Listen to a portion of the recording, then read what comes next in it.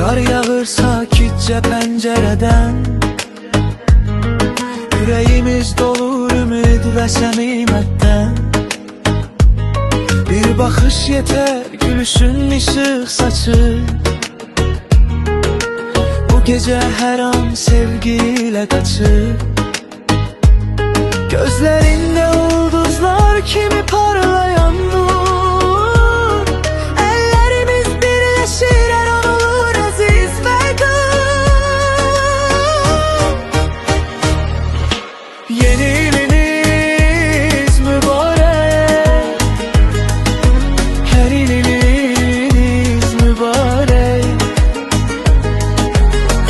Ellerimiz birbirine dokunur ince, yüreği döyünür her söz bir pınar kimi teravetli.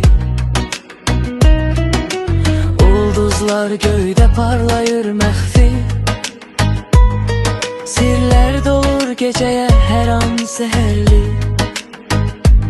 Seslerimiz koşulur bu sevgi mahnısına, her notta eks olunur kalbimizdeki ışığa.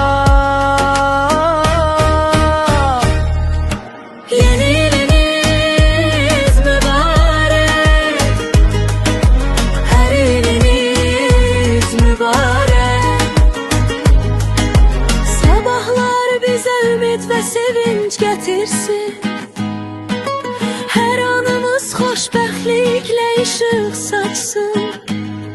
Bu gece kalplerimiz birbirine danışsın, sevgi dolu mahnımız her evde kalksın. Gelecek günlerde her arzunuz gerçek olsun, sevinç, sülf ve mehabbet daim yanınızda olsun. Yeni iliniz mübarek, her iliniz mübarek.